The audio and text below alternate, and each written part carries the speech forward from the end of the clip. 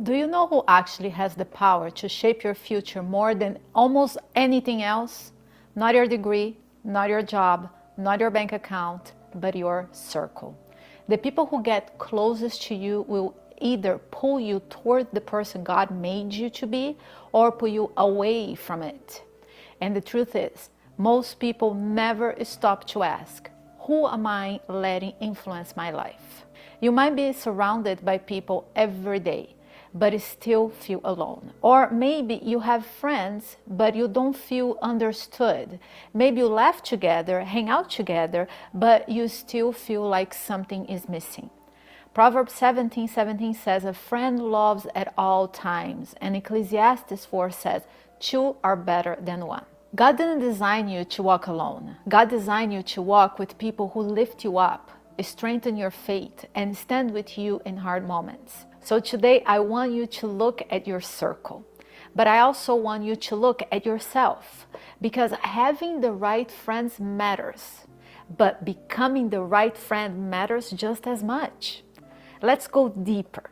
Proverbs 17:17 says, a friend loves at all times, and a brother is born from adversity. This isn't talking about the people who only shows up when life is exciting or easy. This verse describes the kind of friendship who stays, the kind of friend who steps in when everyone else steps out. And when we talk about this kind of friendships, we must look at one of the most powerful relationships in scriptures, David and Jonathan. Their story shows what real loyalty looks like. Jonathan was the son of King Saul. By birth, he was next in line for the throne. But Jonathan saw God's hand on David. He saw something special in him. Instead of being jealous, he supported him. Their friendship had three qualities. Loyalty. Even when it was dangerous, Jonathan risks his own safety to protect David. He warned David when Saul wanted to kill him. That wasn't convenient. It was costly. Another thing is support without jealousy.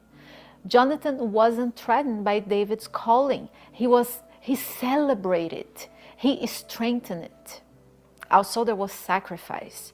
Jonathan gave David his robe, his weapons, his armor. Symbolically, he laid down his claim to the throne because he recognized God's plan. Let's slow down and picture the moment their friendship was formed. David had just defeated Goliath. He walked into the king's presence, still holding the giant's sword. Every soldier was shocked. Saul was impressed. The nation was celebrating. Jonathan watched all of this. He could have felt intimidated. He could have felt threatened. But instead, scripture shows Jonathan's soul was knit to David's soul. That word knit means woven together, linked, connected in purpose and calling. Jonathan saw courage in David. He saw faith. He saw humility. And he said, this is someone I want close. Imagine how rare that is. Most friendships today form because of convenience, proximity, similar interest, but Jonathan connected with David because of character. Then comes one of the most powerful moments in friendship. Jonathan gives David his robe, his sword, and his bow. This wasn't just generosity. This was prophetic. It was Jonathan saying, I see God's hand on your life, and I am willing to lay down my own status because I believe in what God is doing in you. That is friendship that lifts you. Think about how many friendships today are built on competition. Who has more followers, who gets more attention, who is ahead in life. Even in subtle situations, envy poisons connection. Jonathan teaches a different way. He teaches us how to cheer for someone else calling without feeling smaller in your own. When Saul began hurting David, Jonathan didn't distance himself to protect his reputation. He risked everything. He met David secretly in the wilderness when everyone else abandoned him. And the scripture says Jonathan helped him find strength in God. Not in himself, Not in strategy, in God. Who does that for you? Who reminds you of your calling when you forget? Who speaks God's truth when you are discouraged? Who stands beside you when life becomes complicated or messy? If you have even one friend like that, you're blessed. If you don't, God has not forgotten you. He knows the relationships you need, and He can bring those people into your life when your heart is open and your steps are intentional. I can think of a moment in my own life where the only reason I stayed grounded was because someone stood with me. Times when I was ready to give up and a friend prayed for me, called me out, or reminded me of who I am in God's eyes. Everyone needs a Jonathan. Someone who sees the best in you and calls it out. Someone who doesn't disappear when life gets dark. But to have those kind of friends, you also need to choose wisely. So here's the first big question of today. Who is shaping you? Ecclesiastes 4 says, 2 are better than 1. If either one of them fall, one can help the other up. A cord of 3 strings is not quickly broken. This is God showing you how life was designed to work. You were never meant to fight all of the battles alone. You were never meant to carry your fears, your anxiety, your calling, or your purpose on your own shoulders. Look at David again. When he had people around him, he stood strong. When he isolated himself, he made some of his biggest mistakes. The same is true today. Young adults feel more connected than ever through social media, but many feel deeply alone, surrounded but disconnected, known online but unseen in real life. Loneliness is one of the most common struggles today. Let me speak directly to something many young adults feel but rarely say out loud. A lot of people are lonely, not because they don't have people around them, but because they don't feel emotionally safe with anyone. Some feel like they have to perform. Some feel like they have to be the strong one. Some feel invisible in their friend groups, like they could disappear for a week and no one would check in. Some of you watching right now know what it feels like to carry everything by yourself because you don't want to be a burden. You are the one who listens to everyone else's problems. But when it's your turn to talk, you feel like you're too much. And others of you isolate because you've been hurt before. A friend betrayed you. A relationship ended badly. You open up once and it backfired. So now you keep everything shallow to protect yourself. But isolation doesn't protect your heart. It just hardened. God says 2 are better than 1. Not because people are perfect. Not because friendship never disappoints. But because you were created for shared strength, shared wisdom, shared prayer, shared joy. When you walk alone, you can survive. When you walk with the right people, you grow. Think about the moments when you struggled, stresses, decisions, confusion, spiritual battles. Now imagine navigating those moments with someone praying beside you, encouraging you, remind you of God's promises. This is why connection is not optional for spiritual growth. It's part of how God forms you. We tell ourselves, I don't want to bother anyone. I can handle it myself. No one really understands me, but God says, you don't walk alone. 2 are better than 1. Lean on someone. Let someone hold up your arms. So how do you build support when you feel alone? Stop pretending you're fine. People can't support what you hide. Take one risk. Let someone in. Send a text. Join a group. Show up consistently. Look for people who show fruit. You don't need perfect people. You need faithful people. Invite someone to pray with you. You will be surprised how quickly a spiritual bond forms when you pray together. If you want strong faith, build strong relationships. If you want stability, build community. If you want growth, open your life to people who value God's presence. Which brings us to the next part. It's easy to talk about the kind of friends we want, but the question today is, are you becoming that kind of friend? Look at Jonathan again. He models the kind of friend every Christian wants to be. Jonathan didn't compete with David. He didn't get threatened by God's calling on David's life. He didn't disappear when things got dangerous. He showed up with courage and helped David stay faithful. So let's turn this back on ourselves. Do you celebrate your friends' wins? Or do you feel jealous, threatened, or unseen? Do you show up when it costs something, not just when it's convenient? Do you speak truth, or do you avoid hard conversations? A real friend says, I care about you too much to let you walk off a cliff. Do you bring peace, or do you bring drama? Do you bring encouragement, or do you bring comparison? You want a Jonathan in your life, but someone else needs you to be their Jonathan. Someone in your circle needs your encouragement. Someone needs your loyalty. Someone needs your prayer. Someone needs you to show up when everyone else walks away. Friendship is part of spiritual formation. God shapes you so you can shape others. God comforts you so you can comfort others. God strengthens you so you can strengthen others. The circle you choose matters, but the friend you become matters just as much. Your circle influences your choices, your faith, your peace, and your direction. Proverbs 17 shows what a true friend looks like. Ecclesiastes 4 shows that you were never meant to walk alone. David needed Jonathan. Jonathan needed David. And you need people like that too, but someone also needs you. So take this with you today. Choose wisely. Walk with intention. Let God build your circle. Let God shape your character.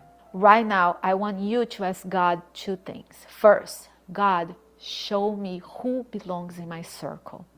Bring the right people close. Remove the ones who pull me away from you. Second, God, make me the kind of friend who reflects your love. Shape my character, shape my heart, shape my words. Release the friendships that drain you. Strengthen the friendships that help you grow. Take one simple step this week. Reach out to someone. Open up to someone safe. Join a group or repair a broken connection. As we move to the next part of our service, the discussion part, I wanted to invite you to join us live next week for the next part of our series. You will find all of the details in the descriptions on how to join. Don't walk this journey alone. Come, be part of a community that will walk with you.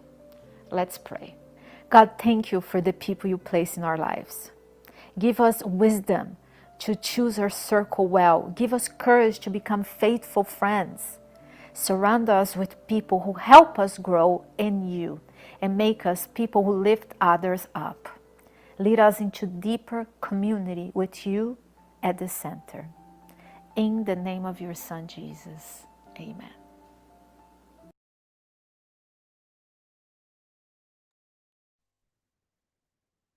And welcome back, everyone. I want to ask our panelists to turn on their cameras right now. I am so happy that everyone is here. In the attendees list, I have Corey back, Mirieli, Sebastian, Sherry, and our friend Terry. And I think I need to change the name of one person here because Marcos is not Marcos. I have Jose here. Jose, I forgot your last name, so I'm just going to put Jose. So we're going to do this quickly. We have our Johnny is our regular person here. He's here every week from Spartanburg representing. And then we have Jose that has been with us a couple times. Jose, why don't you tell us just whatever you want to say about you? Well, I'm from Rockingham, North Carolina. and I go to the Cornerstone SDA Church.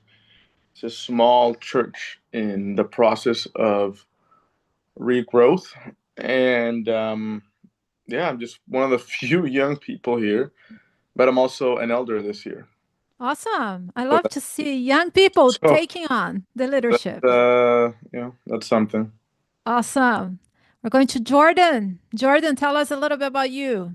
Hey, my name is Jordan, and I'm from Calhoun, Georgia, and I go to the Calhoun Seventh Day Adventist Church. I'm the young adult leader there at that church. So yeah, it's a great group of people. We have a great ministry there. Awesome. I met Jordan and Emanuela in October when we had a young adult life experience event here in Raleigh. It was in Raleigh, that one. And that's how we met. And I invited them to be part of our online church. By the way, are you guys going to the one in Yes, Kentucky? You I'll be are? there. Awesome. I'll see you there next week. Yep. Emanuela, tell us a little bit about you. Hi, I'm from Georgia as well, specifically Douglasville, but also in the Metro Atlanta area. Currently live in Texas, so just Oh, moved to really? Texas. Yeah, but I'm still active in my churches out there. But yeah, currently live in Texas, Awesome. so different time Awesome. zone. I didn't even know. I mean, it probably Mhm. just happened because I saw you a Yeah, couple. Yeah, December.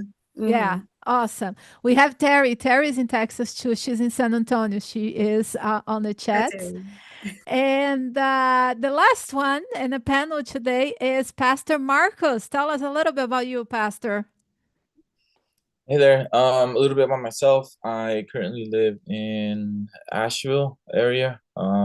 Pastor for the Carolina Conference. Been here since 2017. Married. Have two kids. Well, young adults. Two young And so, adults. yeah. 18 and a 19-year-old. So Yeah, yeah, I still call them kids. Um, I don't know. I that's guess we'll good. That's good. continue as we. Yes, Pastor Marcos is part of my pastor friends groups here in the Carolinas. Go ahead, Pas- Jose. Pastor Marcus is actually going to be my pastor like in a month, I know. I'm so like excited in about 3 weeks. that. So That's right. He's transferring from Asheville to your area there. So that is so awesome. Yeah. So welcome everyone and those in the chat as well. Like always, I like to start with our poll because this is how we get the conversation started. So I am gonna launch the poll, but I have to stop and start over because that's how crazy Zoom makes allows me to allow the panelists to participate. So now I'm relaunching. Now you can I can start answering. And this way, with the answers, it gives us the topics for our conversation. So please, everyone, participate. I will give you guys about 3 minutes to answer these questions. And as you're answering, I just want to share that the we started the online church to create a space for young adults and really anyone that is searching to connect with God in a real personal way. And we have learned how much it a lot of relationships, even romantic relationships, start online. So we're like, hey, why not a relationship with God and His community? And many people today feel distance from church or unsure where to belong or how to start. So we decided to create this space for you. Here, we don't just talk about faith, we are living it together. Through the discussions, we can tackle like everyday things, the realities of what is happening. We have the message of God, but also we share our experiences. My hope is that you will find a place that you can grow and ask honest questions and experience God's love in a fresh way. And let me look at the questions here. I see that some of you are finished, some of you are still answering. We have 2 more minutes. And the first question is: how strong do you feel your current circle is? And then the next one is: do you have at least one friend who helps you grow spiritually? Which quality do you value the most in a friend? Loyalty, honesty, support in hard times, encouragement.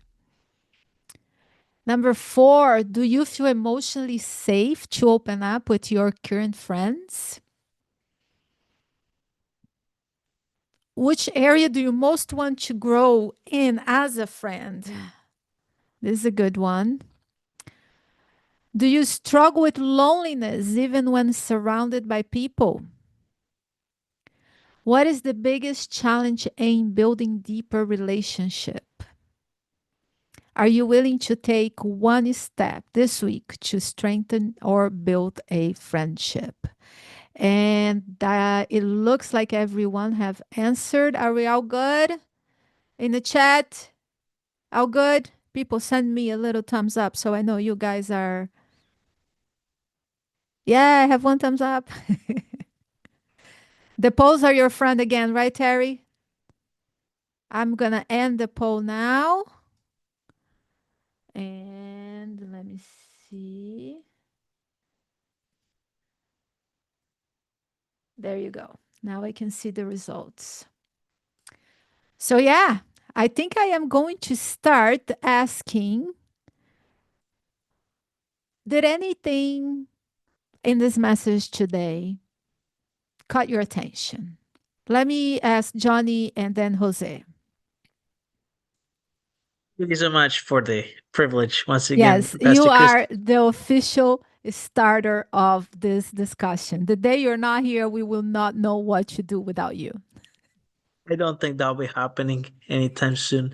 Um, you know, there's a lot of big points, but one of the biggest things for those who don't know me super personally, I studied nursing. I have a BSN, and I worked as a nurse for a few years. And there was one thing that was said, which always, when I hear it, it's like, yes, this is such an important point. And it's when you said that when you recognize that you're lonely, when you recognize that, and in anything, when you recognize that there's an issue, the first part to addressing that is recognizing it. And the next part is being vocal about it, which is very difficult, but sharing that. Hey, I feel lonely. Hey, I feel this. Finding one or two people, your circle of confidence, circle of support, and sharing that. Honestly, expressing your need for something and genuinely seeking for help. It's so important. One of the biggest things I know that mental health counselors as well recommend. It's scientific even.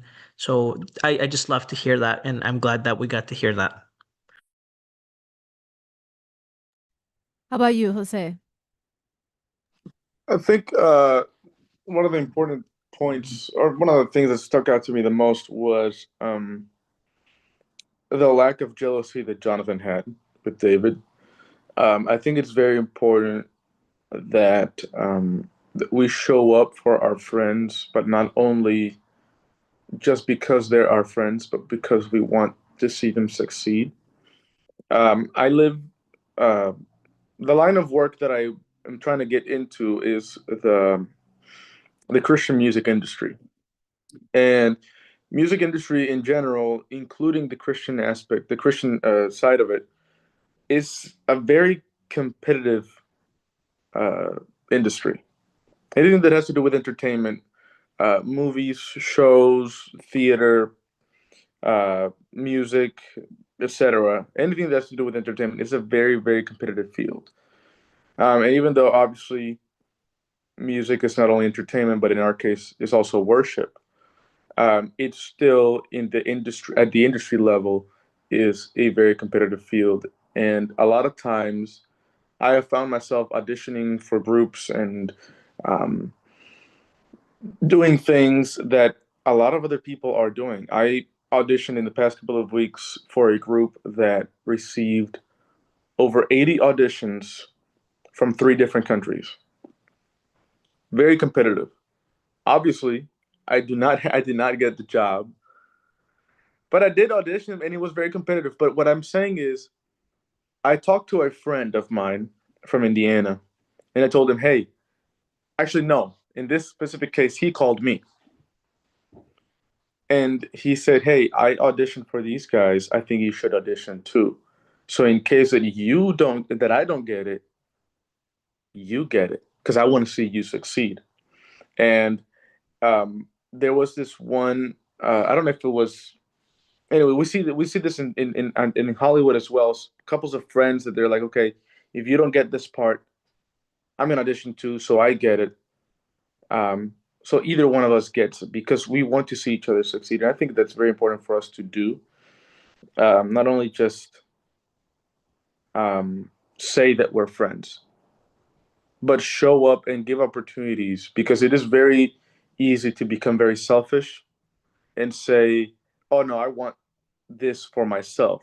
Like, yes, I want them to succeed, but over there, and I'll cheer you from over here. And but no, I think we can get personal with it and say, you know what? I don't care if I don't get the job. Like in this case, if you get it, I'm happy for. I'm equally happy.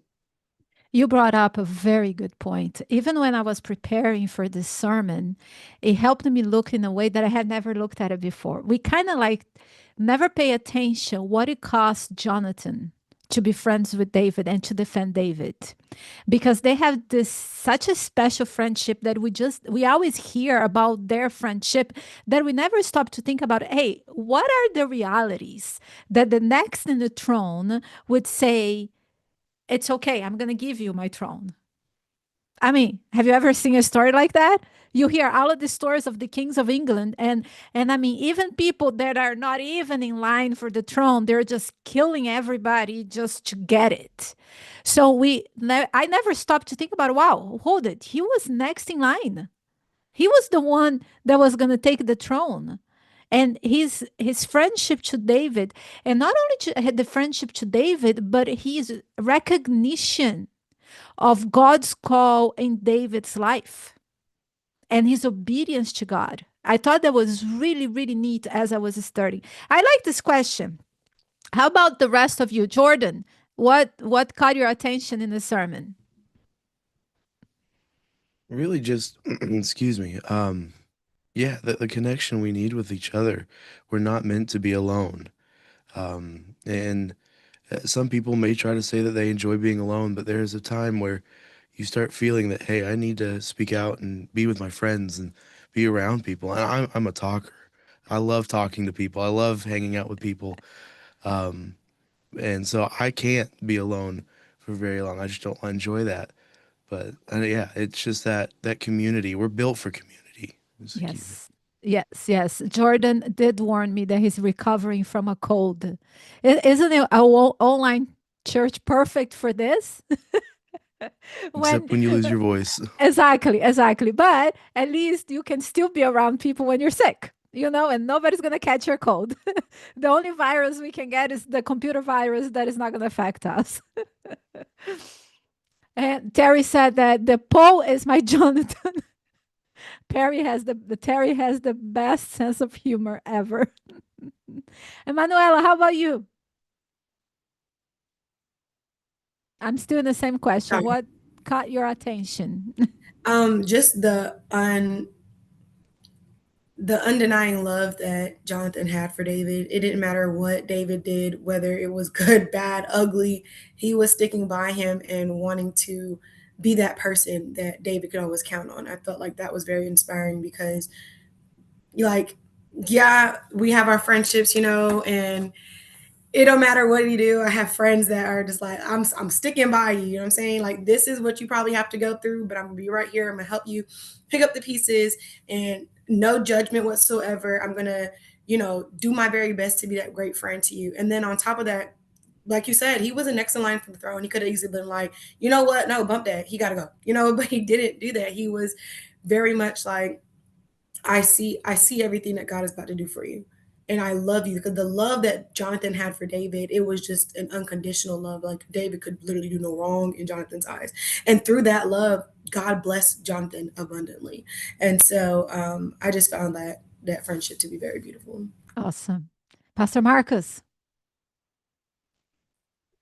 Yeah, I kind of was going to talk about like what you sort of mentioned about Jonathan being basically the next one in the promotion list. He's like the number one pick, and he was supposed to be the number one pick, right? But he knew that he wasn't like up up to it, and he was basically like rooting for his friend, like the one that wasn't even in the lineage, the one that wasn't even supposed to be there, the one that was out tending sheep, the one that was the runt of the family. That's who Jonathan was rooting for. It was like basically the underdog, you could call it, if you want to call it that way.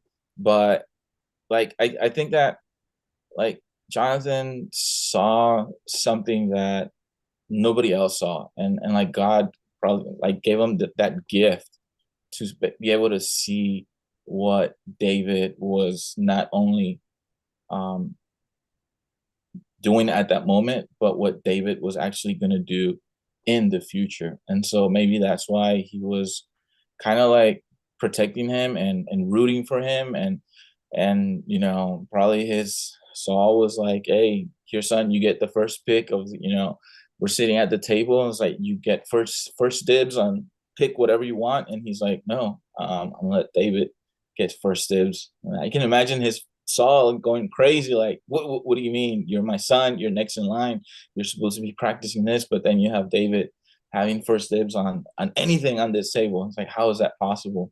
And it's just, you know, if just having friends like that I mean, I don't know. It's really hard, and especially for us being friends of others. Um, we can, I mean, hopefully we can root, you know, for those people that actually we can see the potential, and their spiritual gifts are better than ours, you know. Because if they ask me to go sing, Jose, I'm gonna tell you now, I don't sing. I don't sing. Period. I'm gonna sing when we get to heaven, and I know that there's people that know how to sing, and so I root for them, and I tell them, go for it, you know, take the stage, take the podium. Here's a mic, you guys sing, because I know what I can and can't do. So I think that Jonathan probably knew that as well. I am your team, the ones that can't sing to save our lives. Yeah. Actually, I always make this joke, and people are probably tired of my joke, that I am the one that when they would need to close the church and people are not leaving, that's the time that you put me to sing. Yeah, Jose. That's my part of the. But going back to Saul's, go ahead, Jose. You know which one? You know which one is not my my gift that people have asked me so many times, because I've been preaching since I was 4, so they think that I have the gift of public speaking for everything. Mm-hmm. Children's story. Oh, okay. I got it. Just Yeah. like Pastor Marcus can't sing, it's just not in his ability to do that. I don't have the children's story gift. Yeah, I But get it. people think it's so easy. No, it's not. And I everything think it's a takes gift of different its own. personalities. Yeah. Yeah. Mhm. Let me go to the chat here a little bit.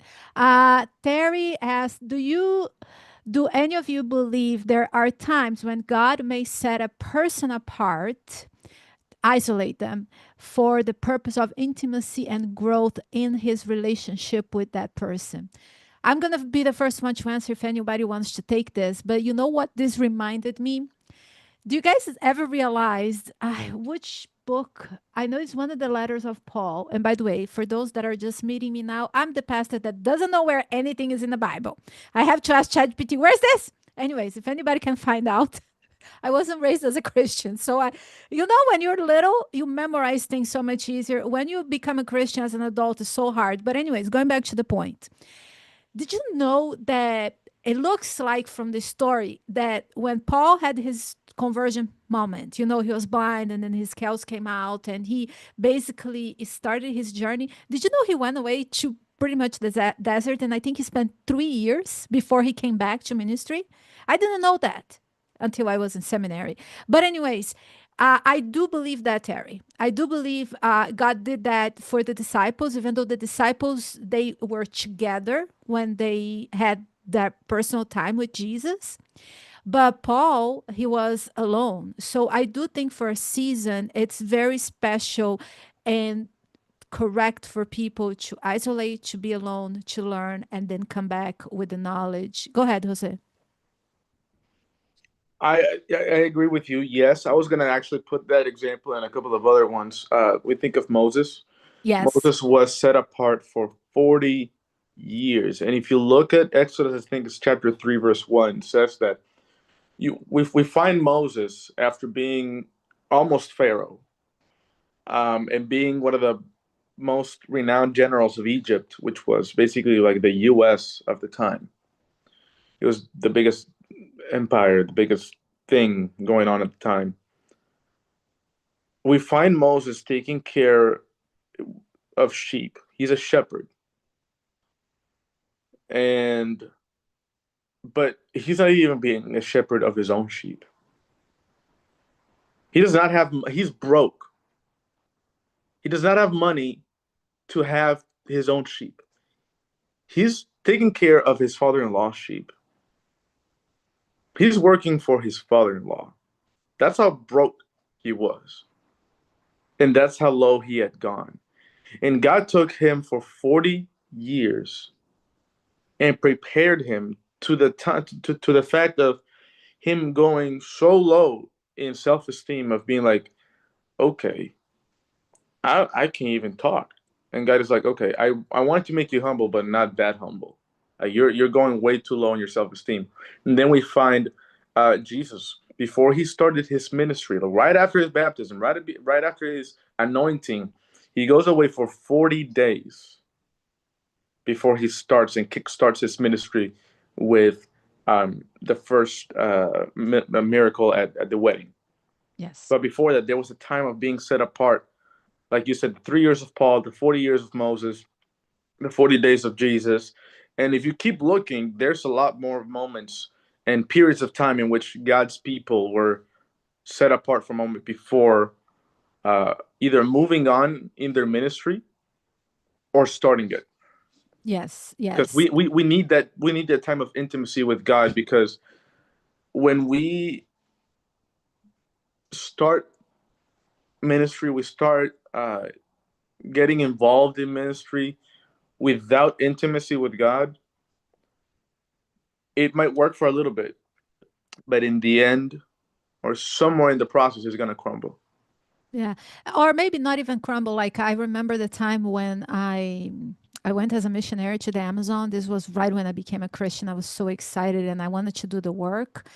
And I was there for like 7 months. And then it got to a point that I depleted every knowledge and every energy that I had. And I came to the US and I realized that the return to the US was really to replenish.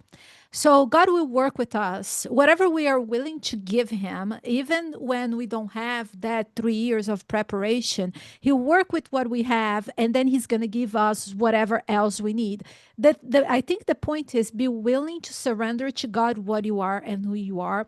I want to go back to the chat here because the panelists are our voice, but the community is for everybody. So I want to make sure I go back and forth with the panel and the chat, because you guys in the chat are as important as the ones in the panel. By the way, I like to invite every week the chat people. If you guys ever wanted to be in the panel, let me know as well. Corey said, yes, I believe God brings people to us at a certain times in our lives. God sees the bigger picture and knows we can have a positive impact on people. Absolutely. And then Terry just mentioned that she didn't know the situation with Paul either. And I became a believer in my mommy's womb, practically. Yes. Yes, yes. Okay, so now I'm going to go to the poll. I always like to gauge the poll to understand where our group is, because the whole point is for us to have honest conversation that is going to help us grow. And how strong is your circle now? The majority of the people, this was majority of the people, but it's still everything is very divided, because 43% said very strong, 29% said somewhat, and then the rest are 14 and 14% said not strong or I am not sure. So I think we have mixed situations here for everybody. Some people have good circle of friends, others are not sure, others not having it. So these are the things that we can look at it. Okay, why I don't have a strong circle of friends? Am I attracted to the people, to the personalities that always hurt me? Or is it that I am the one who's not opening it up? because a lot of times we complain, but we're the ones that don't open up. And then, do you have at least one friend that helps you grow spiritually? Now, this one is nice. 90% said yes. So, praise the Lord for the friends that are helping you grow. Now, this one, very good as well. Which quality do you value most in a friend? And most of you said honesty, even more than loyalty and supporting hard times. Nobody said encouragement, so we don't need encouragement. I'm kidding. I think you just chose the ones that are most important for you. Now, this one, I want to talk about it.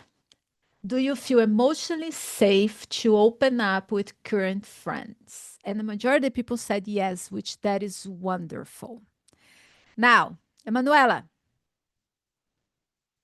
I just pick on people. You agree to be in a panel, I'm going to pick on you. What helps you, or you can answer in general, feel safe to open up? I'm not gonna sit here and say I've always been like that. I'm still a very shy person. I don't speak unless spoken to. But I can speak on this one friend. I met her through church mutuals and stuff like that. Didn't really know. Now she's one of my very close friends. We talk every single day, even though I'm no longer in Georgia. I used to come visit her every single day. But she was the friend that was always praying for me, even though I didn't speak much. I didn't really know her. I knew her through mutuals. And she was like, "Oh, I'm always praying for you," or she'll call and she'll check in and stuff like that. And what made me feel safe to even speak to her and to talk to her is because, like I've said before on the panel, the life I was living was not the life that should have been living. But when God came and he picked me up, she was definitely there for both. Even when I wasn't living the way I was supposed to, she was definitely that person, like praying for me, thinking about me, visiting me. It didn't matter what it was. She never judged me. She never said anything bad about me. She never pointed the finger or whatever. She would always, if I would explain something to her, she would be like, I don't agree, but whatever you do, it's what you do. And not once did she judge me. And as my life was turning around and God was like using me in the way that he wanted to, she was always that person who wanted to be front and center, cheering me on. Never had anything bad to say about me. If anybody had something to say about me, she would be like, "Oh, don't talk about my friend like that." And so it was that I want to say that connection that made me feel safe to speak to her, I felt seen despite she saw me the way God saw me. Mhm. I might not have seen it yet, but she saw it within me. I didn't think I was worthy of it, but she always spoke life into me, that eventually when I started seeing it for myself, it made sense the reason why she talked to me that way, or the reason why she kept on to me, and the reason why she was always persistent checking on me. Because, like I said, I'm not a very big let's make new friends type person. I'm very, reserved. And so that really was what made me become more intimate with her, and be able to trust her with the deepest of darkest secrets that I may have, because I just truly felt safe for someone to see me despite anything, if that makes sense. So, Yes, sorry. absolutely. So basically, if I hear this right, this was a person that knew you for a long time, that was with you when things were rough, when things were better, and you didn't feel judged. So that won your trust and you were able to open up. I didn't know her for a long time. I met Oh, her a little bit after I started college. So mhm, maybe 2019, 2020, around COVID. That's when I met her. But she's mhm. like one of my closest. But yes, despite everything I was going through the tough times, she was that person, my rock. Didn't matter what it was, I had to come tell her. She was there, no judgment, ready to pray. And if she didn't have the answers to it, she was ready to just start praying and ask for God. So Yeah. Well, when I said long time, she was friends with you for a time before you were able to open up to her, because not judging and listening, that won your trust. One of the things that I have learned, this is not only with young adult, I think it's humans, period. Sometimes we have the tendency, oh, the person's not opening it up, the person's not doing this and that, but what am I doing to be a safe person to this person? Majority of the times we come and we want to tell people how to live, or how my opinion should matter more than the other person's opinion before we understand what's happening to this person's life. And another thing that you said, she didn't judge you even when you were in living a lifestyle that you shouldn't be living. One thing that I'm learning is this: the difference between not judging the person, but also not supporting the lifestyle that is wrong. And that comes with maturity, and it comes with wisdom from how to do this, you know. And I appreciate when we get to that level, especially today's topic that is like friendship, friends, who is in your circle. I think it's so important for us to understand that a true friend will stay by your side, but will not help you push you off that cliff. You know, and oh, he's just no, sometimes they're not judging, and the judgment is a different thing. But it's like, I still love you, but I have to tell you the truth. This is gonna hurt you. Johnny, your thoughts?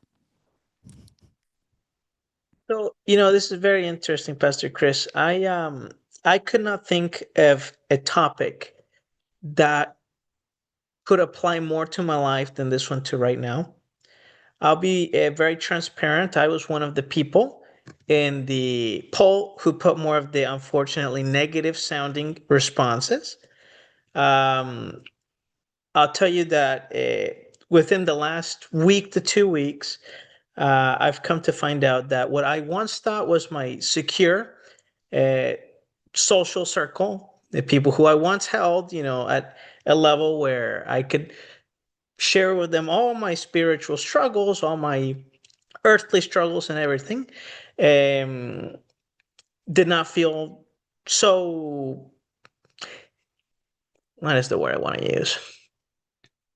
They were not as supportive as I thought they were, and I found out about that in the most indirect way possible.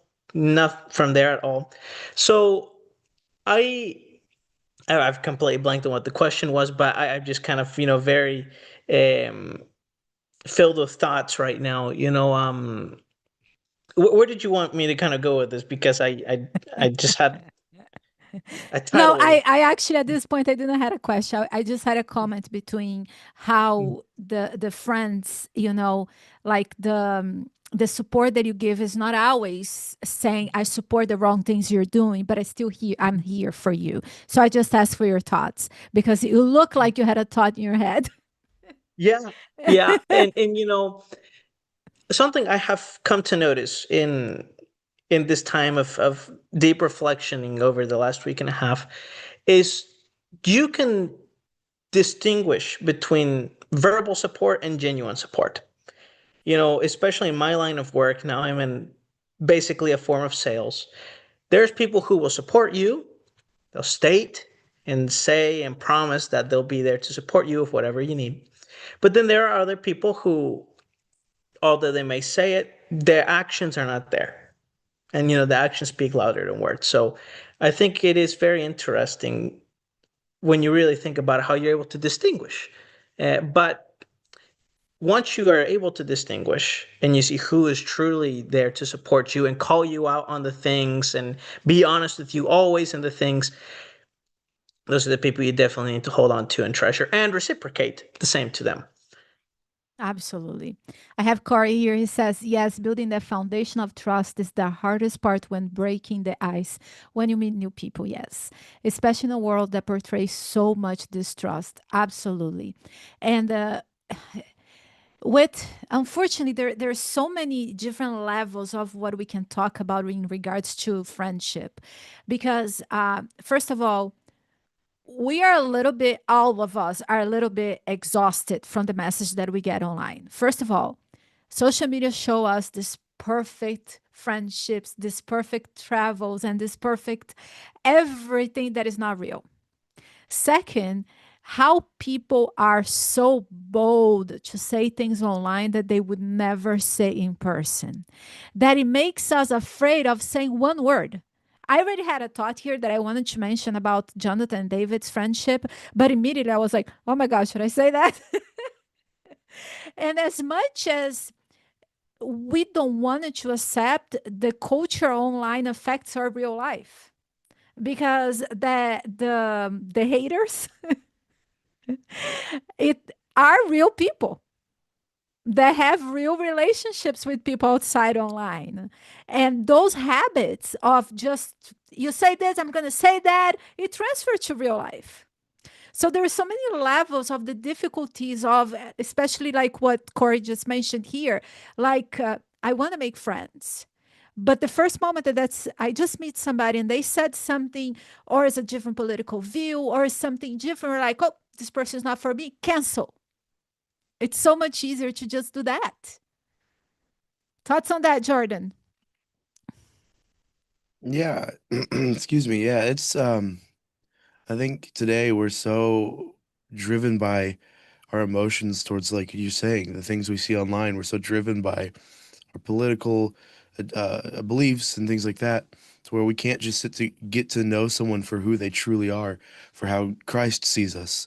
That's how we should see each other, not the worldly view of somebody. Yeah, like you just get to know people, get to know your friends, and I get it can be hard to build up trust, but that's not something that happens overnight either. That's something that can take a little bit. You may not want to open up your deepest, darkest secrets to someone the minute you meet them, but like the more time you spend with that person, the more you can trust them, the more it's like, hey, they can call you out on something they see you doing wrong. Yes, yes. And it's like you said, not I'm not telling you to just share your whole life to anybody when you just meet them. But it looks like we need to go through some kind of process and patience to get ourselves out there, to actually meet people, to spend some time with them. But we are in such a rush and lack of patience that it's so much easier for the first word to just cancel the person than to, what did he really mean by this? You know, he or she really meant by this, instead of just canceling people, because we're just, I don't know, it's like almost we have patience for nothing. Just going to the chat a little bit.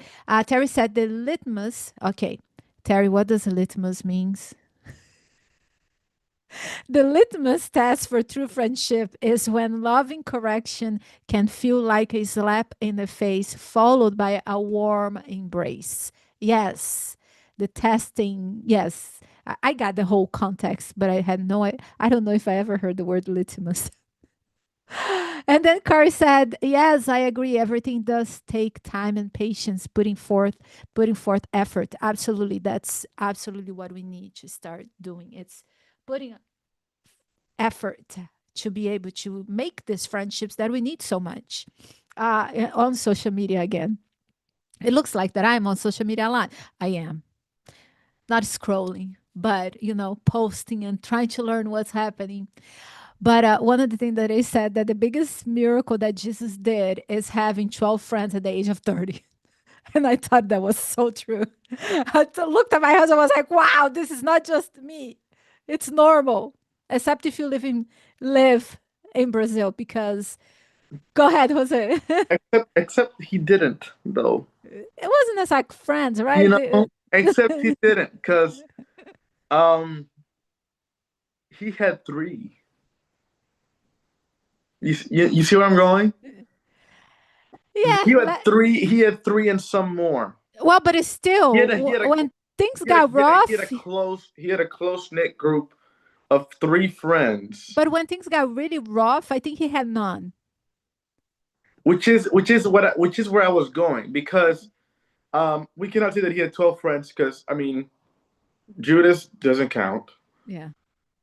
Thomas maybe counted sometimes, but when you have somebody that is trying to do something and then this other person says, "Oh yeah, sure," and always has a sarcastic comment, like when they were about to go to Lazarus' house, it's like, "Oh yeah, sure, let's go die with him," and trying to influences like that in that way to other people.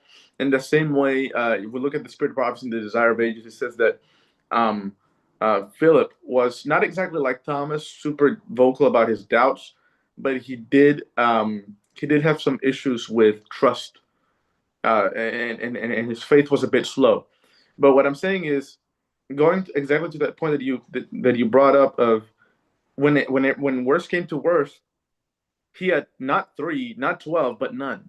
Yeah. And so I think that even when he had none, when Judas came and was about to kiss him on the cheek, he still called him friend. And so And I think that part of friendship and trust and healthy relationships is that when you go into a relationship, when you see a relationship, a friendship starting to develop, you need to go in with the thought of, yes, this person could betray me at any minute. This person could betray my trust any day, just like the disciples did Jesus. But what if?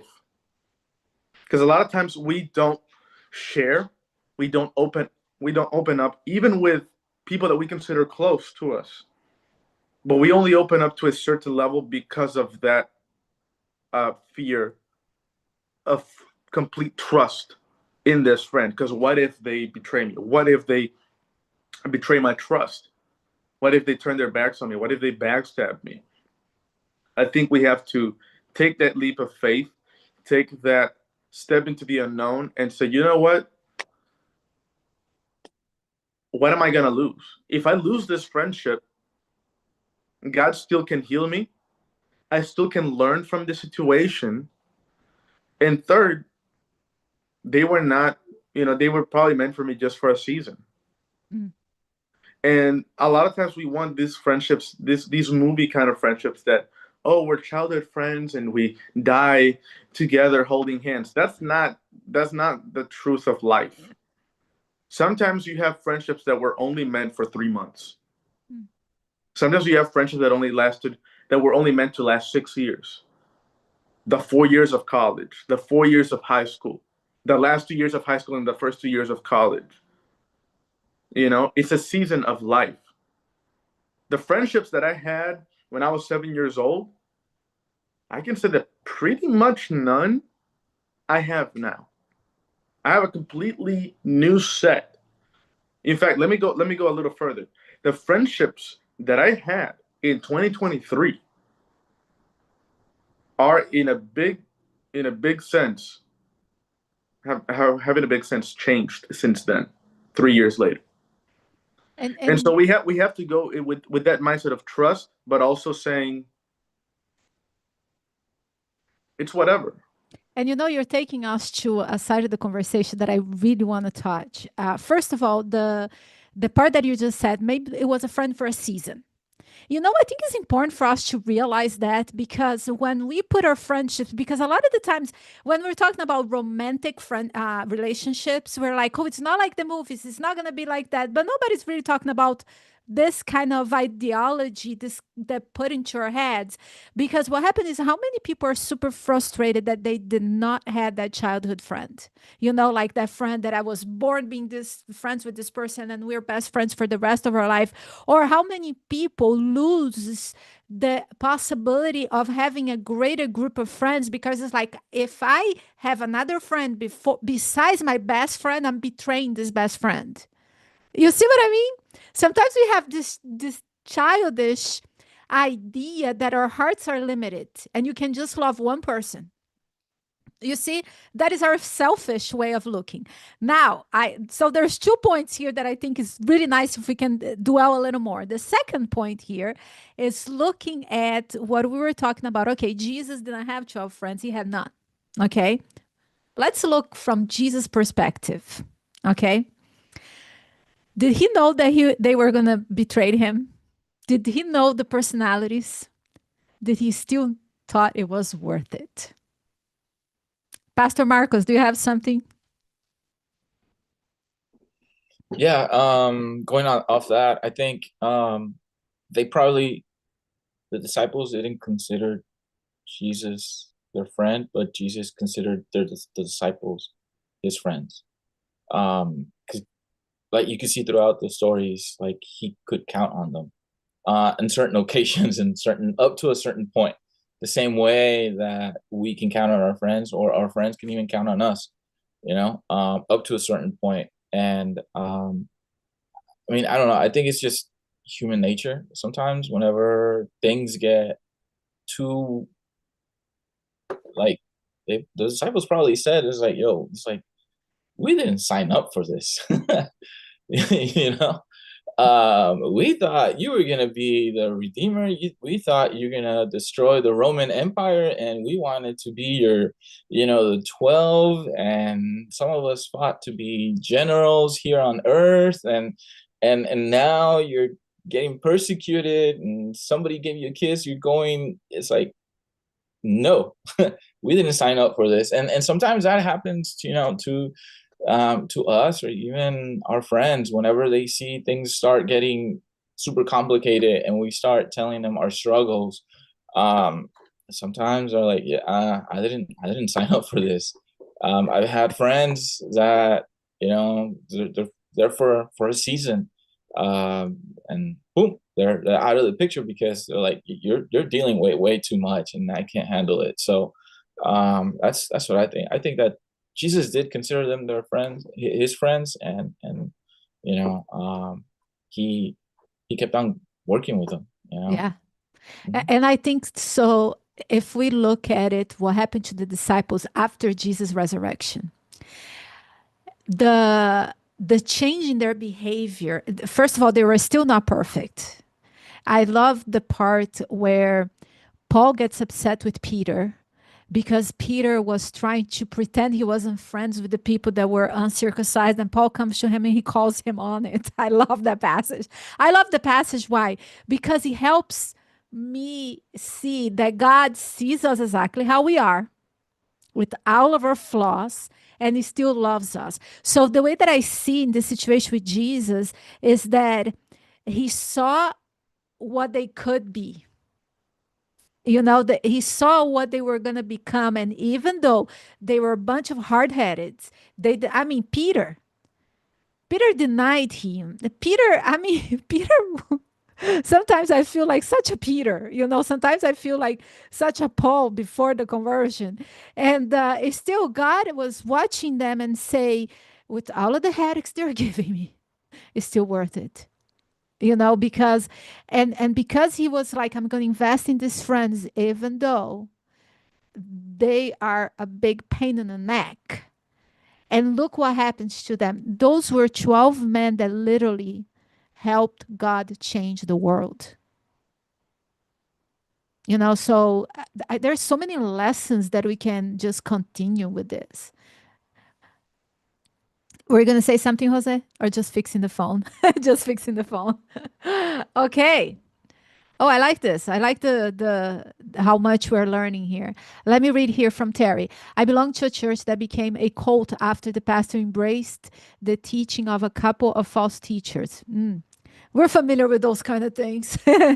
It was a terrible, painful experience. After that, every time I tried to find another church, I felt stuck in a fear that if that could happen to my pastor, who had been a humble, loving shepherd, how could I trust another pastor? I know it's tough. Eventually, after much prayer, I sensed God answer me, you can't, but you can trust me that I will not forsake you regardless. And I absolutely understand you. And I was talking to my husband just the other day regarding these things, because when we study the Bible, there is a tendency, especially when we're looking at prophecy, we are very open to crazy cultic things. And because I wasn't raised as a Christian, to be honest with you, for a long time, I was afraid for falling for something like that, and that's where we have to be careful, and we have to continuously go back to the Bible. The pastor said this, even me as a pastor, the pastor said this. Let me see what does the Bible say. And then I started realizing there were so many doctrines that we believed as biblical doctrines because generation after generation after generation of pastors talking about that doctrine that everybody knows it's true wasn't even in the Bible. So now it's like, okay, the pastor said that. Wow, that's a brilliant new idea. Let me go back to the Bible and see if it makes sense.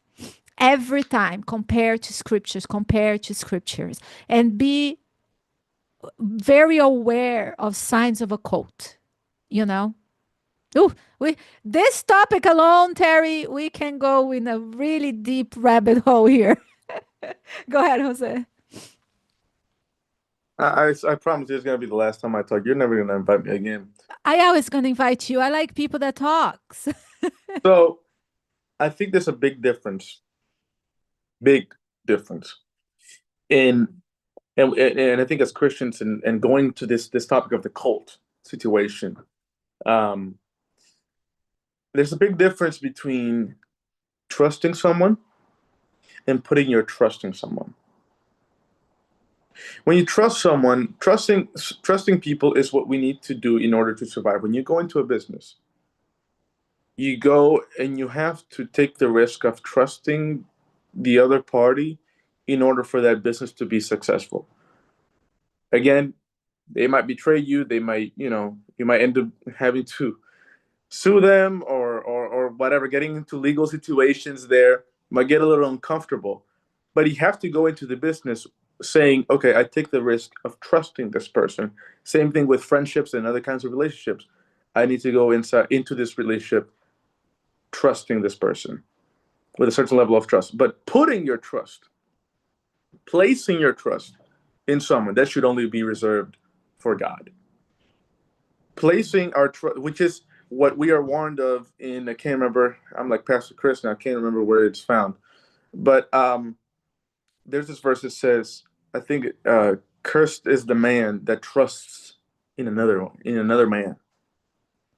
And the kind of trust that is referred to in that case is that implicit trust that you should only reserve for God, where you say, I trust you blindly, I trust you completely, I trust you without any sort of reserves. I am here and you do with me whatever you want. That is not meant for humans. That is not meant for anyone else. So pastors, leaders, any kind of leadership has is prone, as human beings that we all are, to fail. God is not, because God is perfect.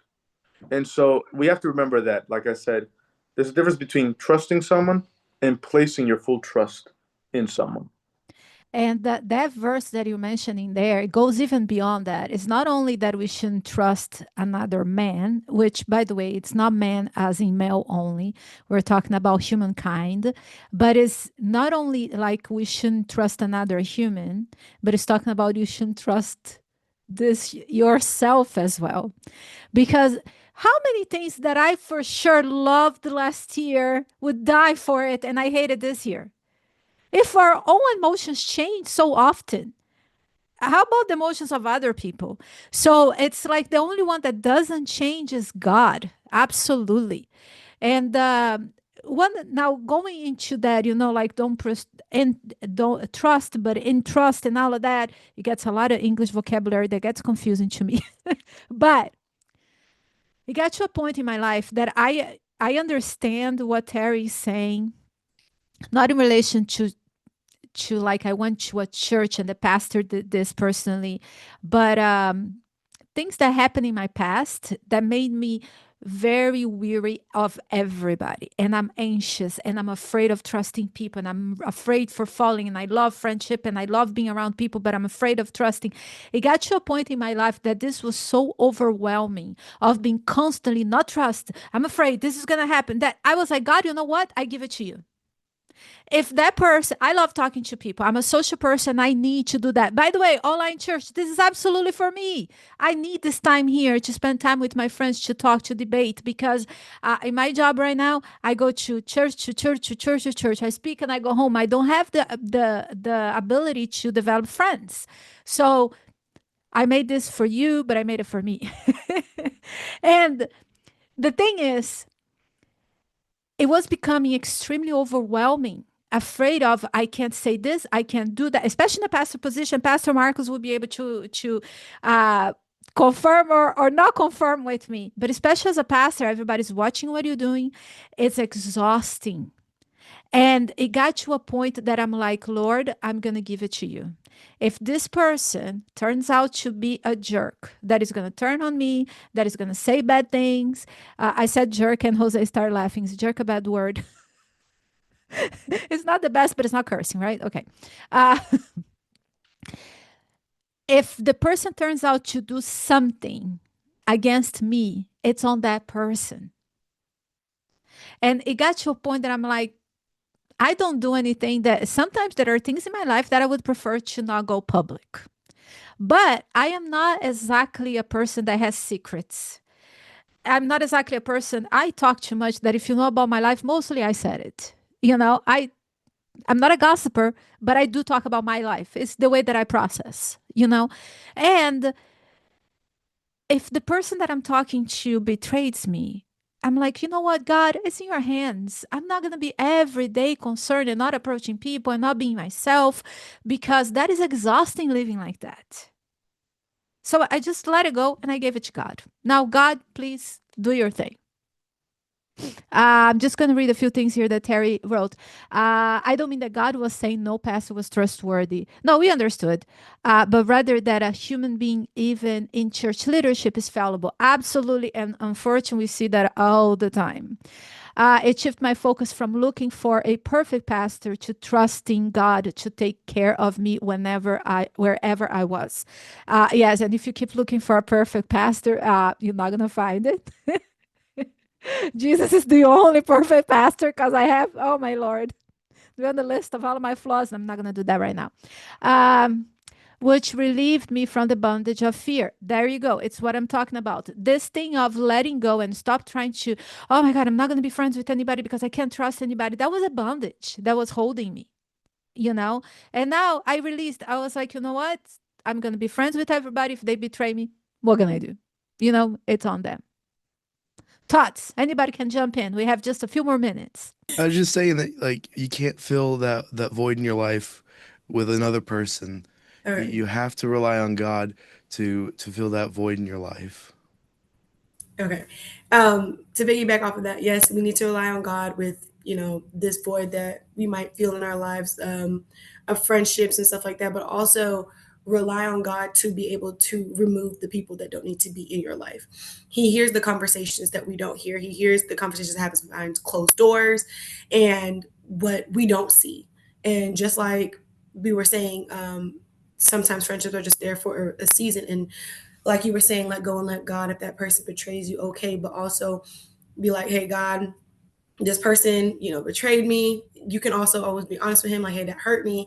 You know what I'm saying? Help me, give me the strength to move on. Give me the strength to not hold that against that person. Give me the strength to forgive so that way it doesn't stop me. It doesn't block me from anything or my purpose, holding the spirit of offense from, fulfilling what I'm supposed to do. Maybe they were supposed to open my eyes, and because it didn't work out, what am I supposed to reveal to me? What was supposed to be revealed about my character or about the type of person that I am, so I can be a better person, or what I'm saying? It's like, definitely keep your trust in God and that friendship, have that intimacy, but also being able to, you guys know what I'm saying. Yes, absolutely.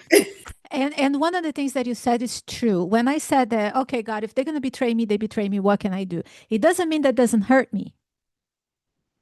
And it doesn't mean that I'm not going to go through a period of grief, because if I put my trust in that person and that person betrayed me, that's you're losing a friend and it hurts.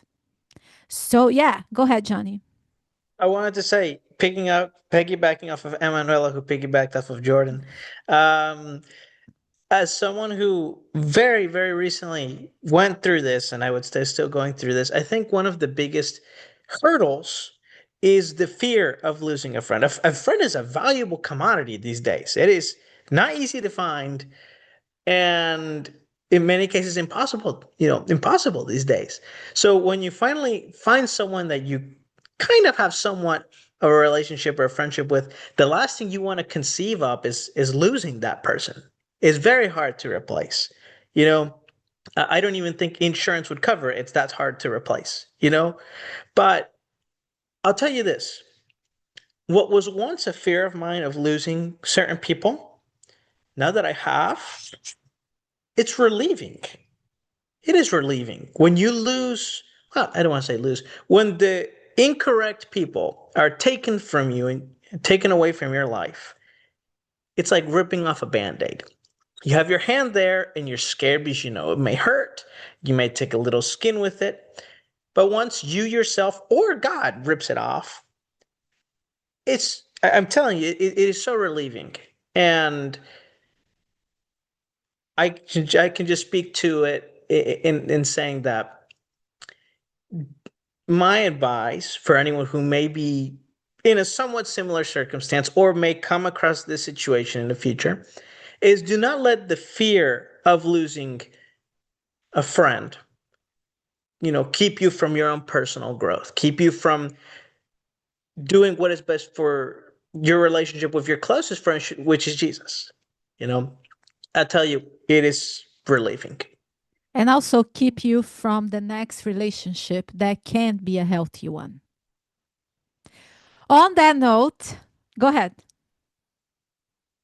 Just wanted to say, I don't. When I was younger, I had a bunch of friends, and as I started growing up or getting older, my friendship circle started to shrink, and I had to take off a lot of those bandages on the way to where I'm at right now. And do I still need to take off some bandages? I probably do. But God is gonna show me the people that I need to focus with and the people that I don't need to focus with. They're friends that has stood up for me, like talked, knowing that I'm going through a struggle, and they step up. And then others that know that I'm going through the struggle, and they're like, well, that's your struggle, because if I talk, then that's going to be my job in the line as well. So, so I've had both worlds, and unfortunately, even at my age, at 42, I still gotta take off those bandages, and And life put them aside. happens. Sometimes it's not only because, oh, they're not my friends anymore. It's because, hey, one got married, the other one moved, the other one, like life happens. It is not always that the people are bad, but their priorities change. Like you have kids and the kids become teenagers and there's trips and there's things that you have to do with your family. So yeah, don't make that friendship that has changed say that the people never liked me or the friendships wasn't worth it because of no, different phases of life. Some people are really toxic and you need to just eliminate. Some people, they're having, let's say you get married, you have kids, and then your single friends don't have kids. Yeah, it's hard for you guys to do things together because the life is not, we're not in the same stage. Doesn't mean they're bad friends. So different phases of life. Friends, before we go, I wanted to mention something. I hope my pole friend never becomes toxic. We are your friends, Terry. Long distance, we are your friends, not only the pole. Right, people? We all miss you. When you're not here, Terry, we miss you. But I wanted to mention something for those that are my regulars that are here every week. The next weekend and the following, I have two major trips, and I was still gonna try to do online church next week just because I didn't want to go 2 weeks without online church. But this is the thing. Basically, the majority of the group that helped me with the online church also are going this trip with me. Yeah, so Jordan's gonna be there, Johnny's gonna be there, Marcos, not this Marcos, another Marcos, and a good group of our young people. Jose, why aren't you coming? You know Marcos is coming, right? I know. I have two things. In the morning, I Don't think I have worry. I music at didn't church, I and then, didn't mean to and put then you on I the have a spot. concert. I have a concert and a networking thing. But anyways, because of this, I think it's going to be complicated to be in a hotel and be doing all of this and still do the online church. So,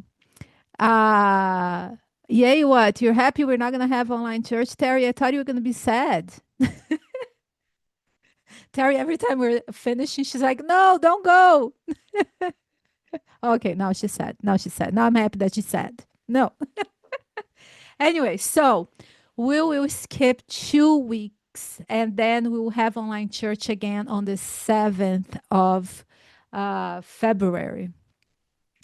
For now, I really appreciate everybody being here, your participation in the panel and in the chat. I wanted to invite you to continue being part of this community because I think, I don't know of any other community in person or online that is giving us this ability to actually talk about our problems in a safe way. I think we're creating a safe space that we can be real here with the topics within limits. We don't go crazy. But I just cannot wait to grow this community even more. So share with your friends, let other people know that we are here. If you're watching later online, I'm going to invite you to join us live. There in the description below, there is the phone number that you have to text the word church to sign up, and then you receive, every time we're having online church, you receive the link that goes straight into your phone. If nobody else has anything else, no, we're all good. So thank you all so much. I'm just going to read here the chat. Terry was saying, yay, that we are her friends, not that we're not going to have online church. Corey said, have a great evening, everyone. Have a great start of the new week. I understood your joke as a compliment. Yes, was supposed to be, but this day and age, we have to be so careful. And no way for those of us who can, who can't, I think, who can to come fellowship here in place of the church. Okay, Terry, I don't know if I can't read, but I don't know if I understood.